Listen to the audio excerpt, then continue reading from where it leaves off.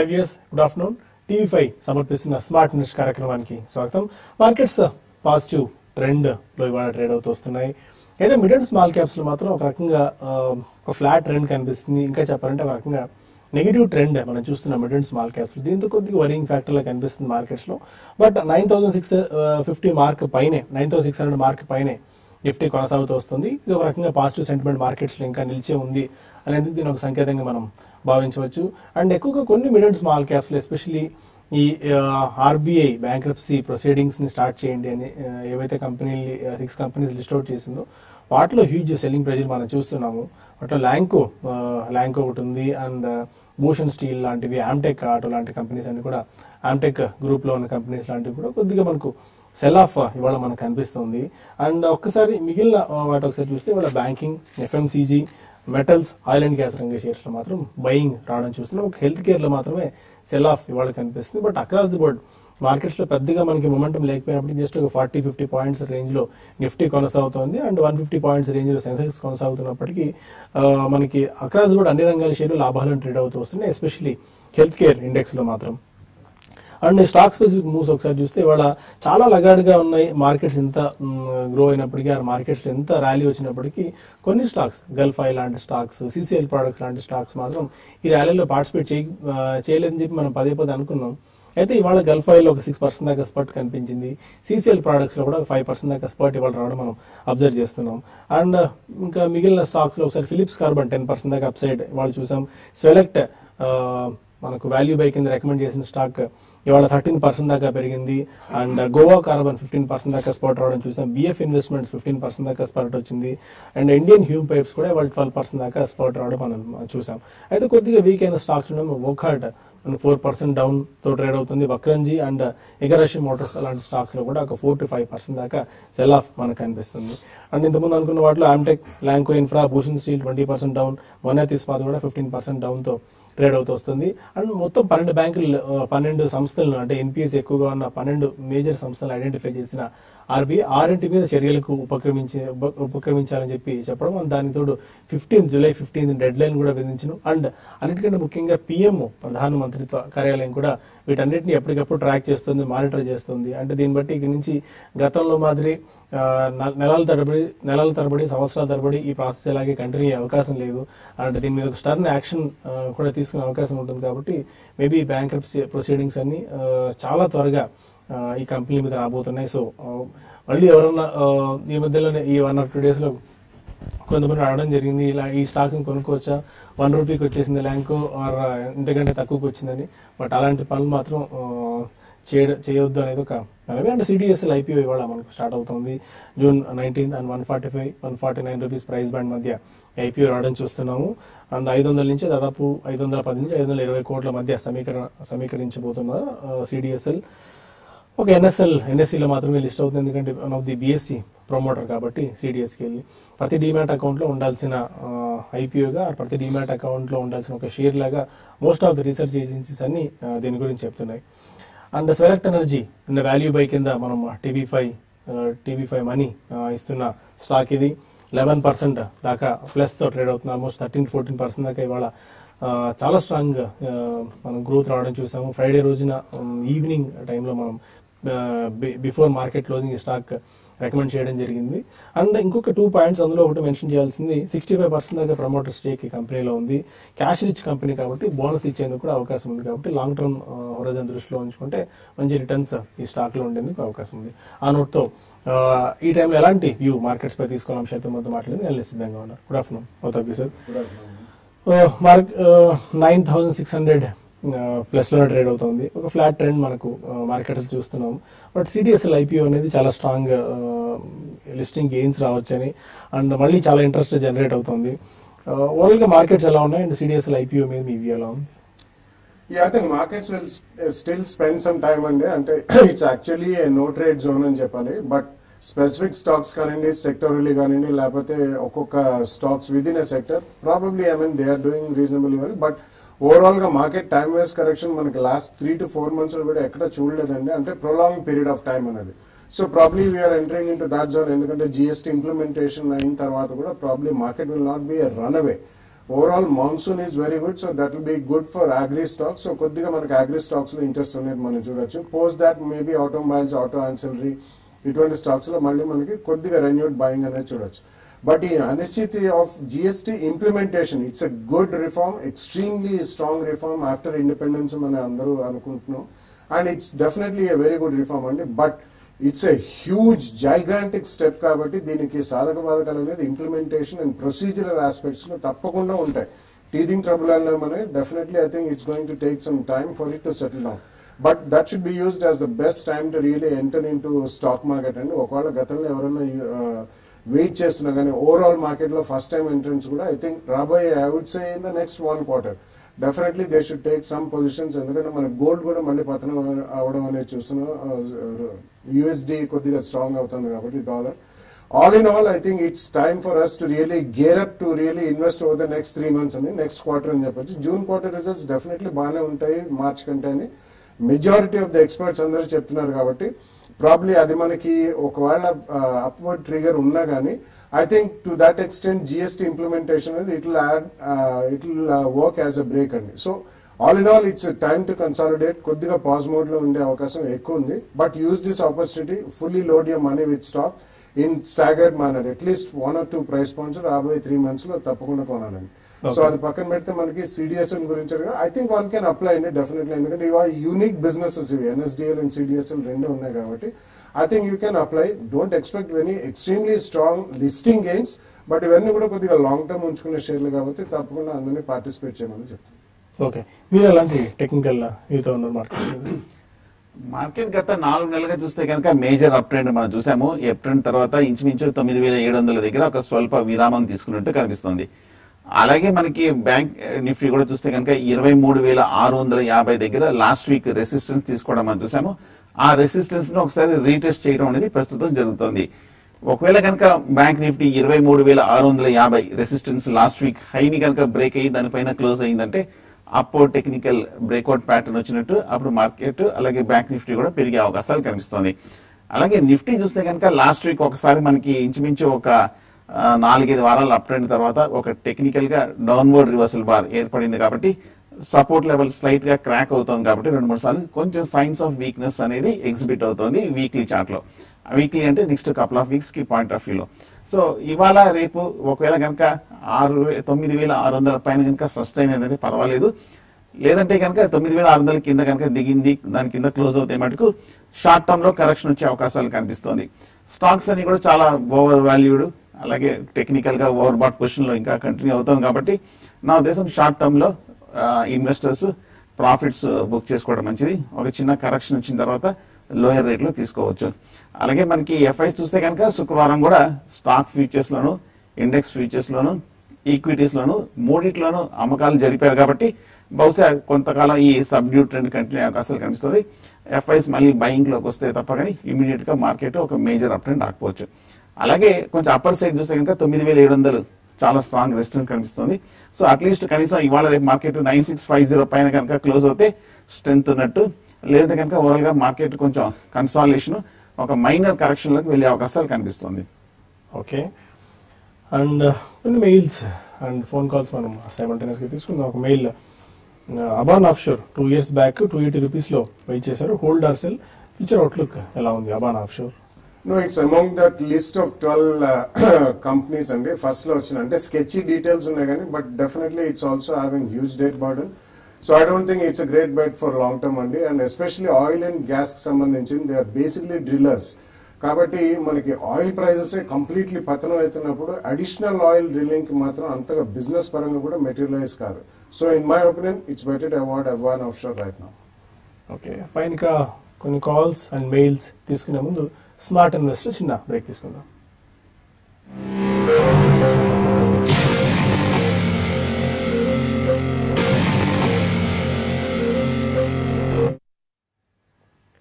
Welcome back to smart investor. కొంతమంది calls line లో ఉన్నారు. ఫస్ట్ కాల్ చెన్నై నుంచి Raviteja. Hello Raviteja. Good afternoon sir. Good afternoon. 3 questions ఉన్నాయండి. First equity వచ్చేసి Asian grand tiles and India cements. Okay. Asian granite tiles వచ్చేసి 150 దగ్గర కొన్నాను, India cements 70 దగ్గర కొన్నానండి. 70 రూపీస్. అంటే ఇంకా హోల్డ్ చేయొచ్చా లేకపోతే సెల్ చేసుకోవచ్చా అనేది. ఓకే ఓకే ఫైన్ అండి. Asian granite 150, India cement 70. చాలా మంచి ప్రైస్ లో కొన్నారు ఇండియా సిమెంట్స్ వరకు అయితే. Yeah I think India cements రాబోయే నెక్స్ట్ 3 months మాన్సూన్ సీజన్ గట్టిగా ఉంటుంది కాబట్టి మంచి ప్రాఫిట్ లో ఉన్నారు. It's fairly liquid stock and also in F&O segment కాబట్టి కొంచెం ప్రాఫిట్ బుక్ చేయండి. సిమిలర్లీ ఈవెన్ ఏషియన్ గ్రానైట్ కూడా you are sitting on more than double అండి, క్లోజ్ టు 400 రూపీస్ అట్లా ఉంది. So depending on the quantity probably I think 20-25% quantity book చేయడంలో మాత్రం తప్పలేదు.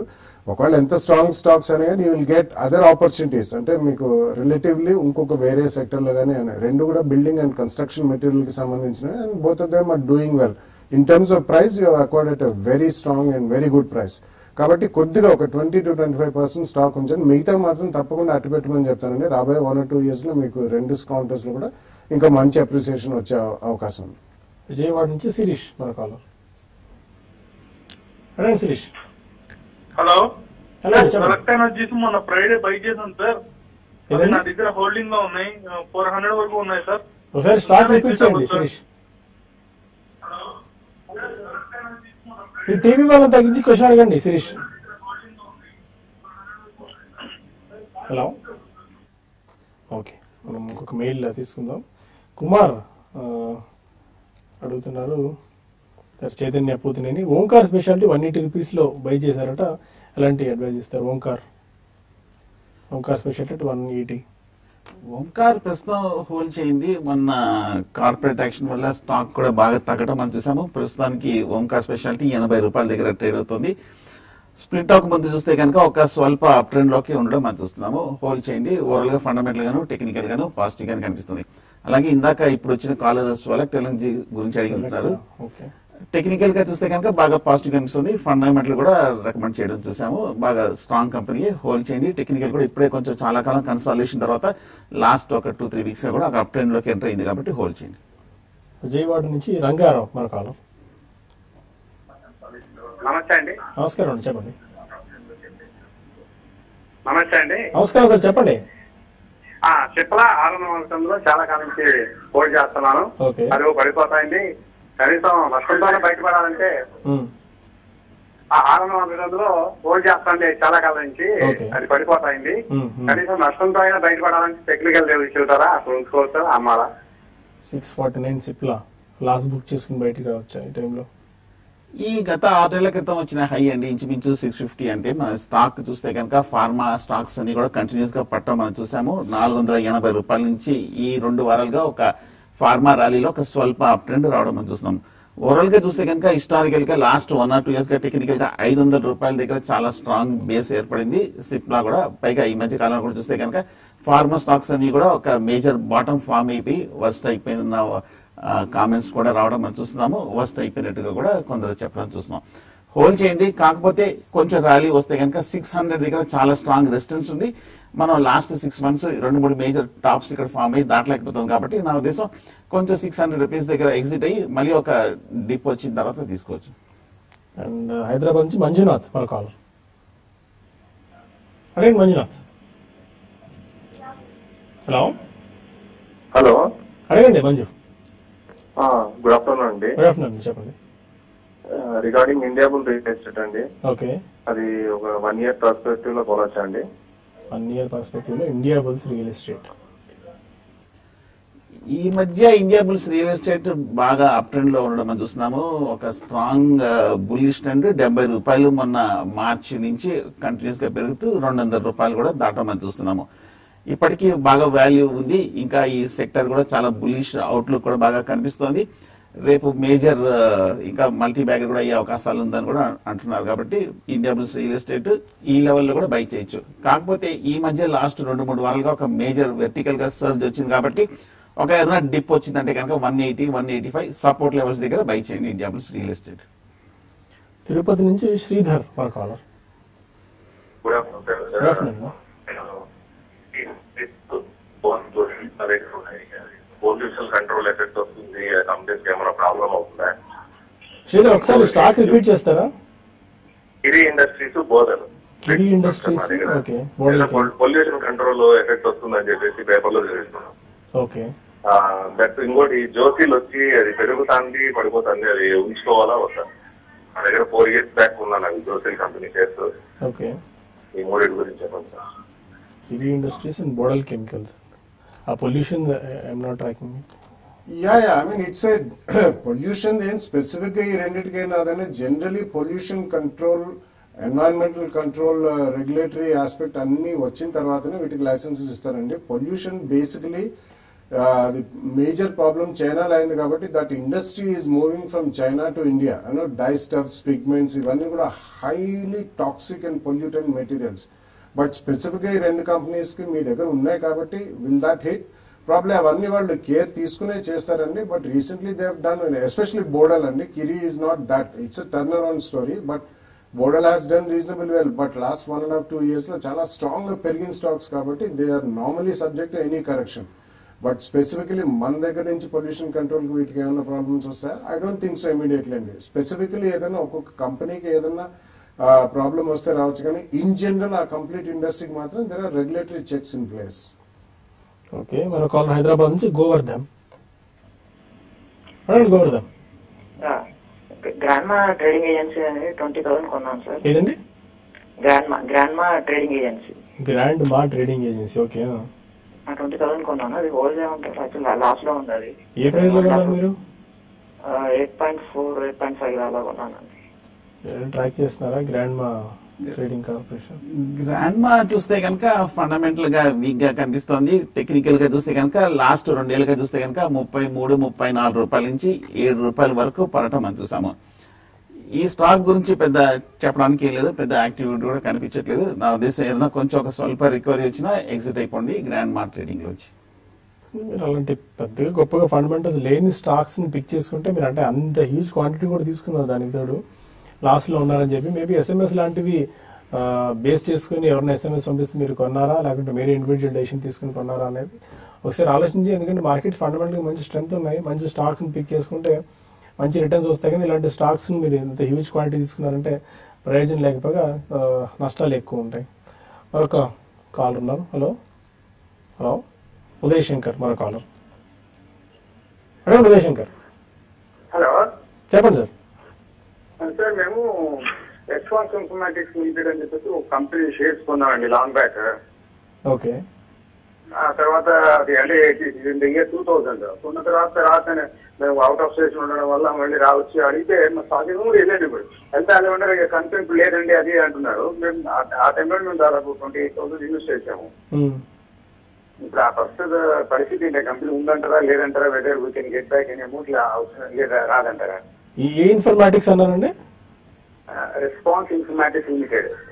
రెస్పాన్స్ ఇన్ఫర్మాటిక్స్ అమీర్పేట హైదరాబాద్ లో ఉండేది. వాళ్ళు రిజిస్టార్స్ నాగార్జున నగర్ లో విజయవాడ. ఈ టైంలో నథింగ్ కెన్ బి డన్. ఎందుకంటే మీరు రిజిస్టార్స్ కి ఏమైనా రాయండి. ఒకవేళ రిజిస్టార్స్ కనుక అందులో మీకు మెన్షన్ చేస్తుంటే వాళ్ళే మీకు సరైన సమాధానం చెప్పగలరు. అంత క్విక్ టైంలో మనం సమాచారం కూడా చెప్పలేము అలాంటి బోర్డు తిప్పేసిన కంపెనీల గురించి. Anything can you add Balaga? Is it no, nothing. And I don't think there are any companies like that. Even they are completely dupers. So they just duped the 2000 and that was the peak of information technology boom and kabatti rakarakala companies just on paper ala protection. Similarly on paper also would vanish. I don't think you can do anything. At the most recourse and you can only write to BSc or NSC. Investors grievance sell. Okay, Vizag nunchi Sharma మన caller. అడగండి Sharma. Hello hello అడగండి శర్మ గారు, వినిపిస్తుంది. Pochiraju Industries and Phytochem అండి, 2 Hyderabad. Pochiraju Industries and Pochiraju Industries. Okay, Pochiraju Industries వినిపిస్తుందండి, వినిపిస్తుంది, చెప్పండి. And Phytochem. Phytochem. ఈరోజు అన్ని కంపెనీసే మనకు వస్తున్నాయి, mid and small caps and బాగా స్మాల్ క్యాప్స్. అసలు వీటికి ఏ క్యాప్ లో కూడా లిస్ట్ చేయాలో కూడా తెలియని స్టాక్స్ వస్తున్నాయి. That shows that actually that shows the desire of people to just get into markets or already ఏదైతే low price stocks ఉన్నాయో this can give us extremely good appreciation అనే సైకే ఒకటి డెవలప్ అయిందండి. It's extremely dangerous. Please do not by any stocks like that. మన హైదరాబాద్ కాదు, మన Andhra Pradesh absolutely nothing అండి. See people do not want to buy high price stocks. ఎందుకంటే మనకి 1000 rupees stock 2000 రూపీస్కి వెళ్ళడం కష్టం, కానీ 10 రూపీస్ స్టాక్ 20 రూపీస్కి వెళ్ళడం చాలా ఈజీ అండ్ సునాయాసం అనుకున్నాం.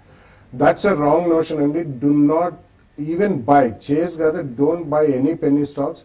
I don't think they will have any business model. They had any business model in the first place. So in my opinion, you should definitely sell and come out of such stocks. So అలాగన్నట్టు ప్రస్తుతం వచ్చిన calls లో చాలా calls అలాంటి companies గురించే ఉన్నాయి. So చాలా అప్రమత్తంగా ఉండాలి. మార్కెట్ ఎంత పీక్ టైంలో అలాంటి వాటికి చూసి మనం అట్రాక్ట్ అవుతూ ఉంటాం. చాలా దూరంగా ఉండడం మంచిది. మనం mail Suresh Nuthalapati, Nelcast short term కోసం పిక్ చేసుకోవచ్చా?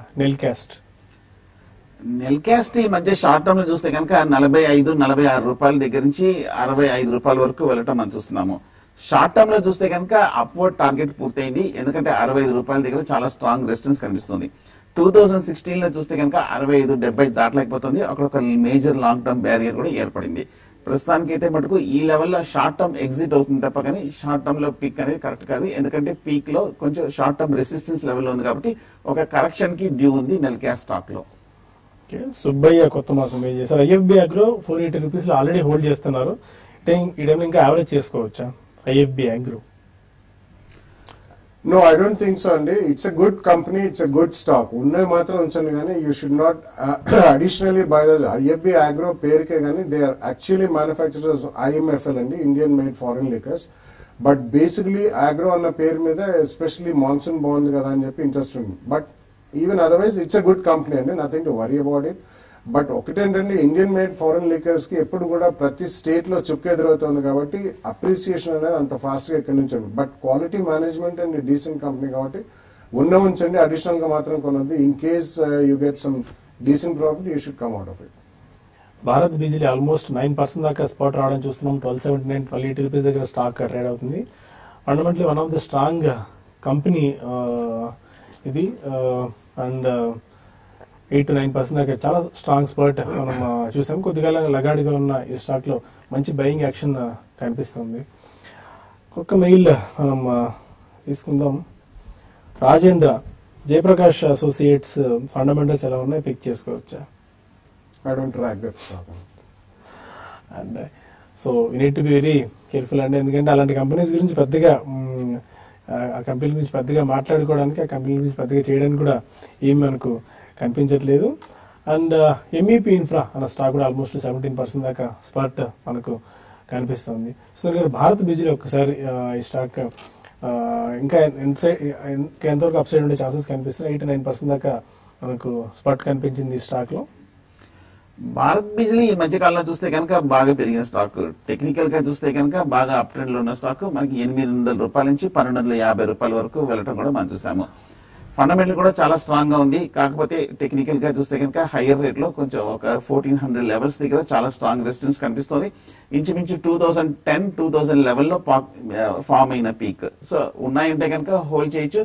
ఫ్రెష్ బయింగ్ అయితే మటుకు ఇవాళ కూడా బాగా మేజర్ అప్ ట్రెండ్ వచ్చింది కాబట్టి, పైగా ఈ లాస్ట్ 1 month కూడా బాగా పెరిగింది కాబట్టి చిన్న కరెక్షన్ లో బై చేయొచ్చు. షార్ట్ టర్మ్ లో కొంచెం స్లైట్ గా ఓవర్ బాట్ పొజిషన్ వస్తుంది కాబట్టి. లాస్ట్ మెయిల్ ఒకటి తీసుకుందాం. భవానీ శంకర్ మెయిల్ చేశారు. సన్టెక్ రియాలిటీ 528 లో తీసుకున్నారు. టెక్నికల్ లెవెల్స్ సజెస్ట్ చేస్తారు. 528 లో సన్టెక్ రియాలిటీ. ఈ ర్యాలీలో చూస్తే కనుక మొన్న జనవరిలో 200 రూపాయల దగ్గర నుంచి సన్టెక్ 500 రూపీస్ వరకు వెళ్ళటం మనం చూస్తాం. 550-540 దగ్గర చాలా స్ట్రాంగ్ రెసిస్టెన్స్ ఉంది. ఆల్మోస్ట్ పీక్ ప్రైస్ కు వస్తున్నట్టుగా కనిపిస్తుంది. 2013 జనవరి ఫిబ్రవరిలో చూస్తే కనుక 500-550 దగ్గర పీక్ రెసిస్టెన్స్ ఉంది కాబట్టి అక్కడి నుంచి పడుతూ వచ్చింది 200 రూపాయల వరకు. కాబట్టి 550 దగ్గర ప్రస్తుతం సన్టెక్ ఆగే అవకాశాలు కనిపిస్తుంది. ఉన్నాయంటే కనుక హై రేట్ లో 550 లెవెల్స్ లో షార్ట్ టర్మ్ లో ప్రాఫిట్ బుక్ చేయొచ్చు. ఓకే, 200 పాయింట్స్ ప్లస్ లో సెన్సెక్స్ ఆల్మోస్ట్ 53 పాయింట్స్ ప్లస్ లో నిఫ్టీ ట్రేడ్ అవుతుంది. 9642 వాట్ లెవెల్స్ దగ్గర. లాస్ట్ 10-15 మినిట్స్ నుంచి కొద్దిగా ఆల్మోస్ట్ మార్కెట్స్ డే హైస్ దగ్గర ట్రేడ్ అవుతూ వస్తున్నాయి. మేబీ 9650 పైన ఇవాళ క్లోజ్ అయ్యి అక్కడ సస్టైన్ అవుతాయి.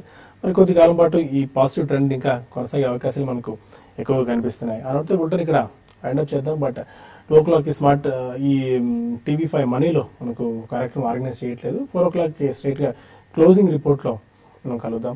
Stay with us.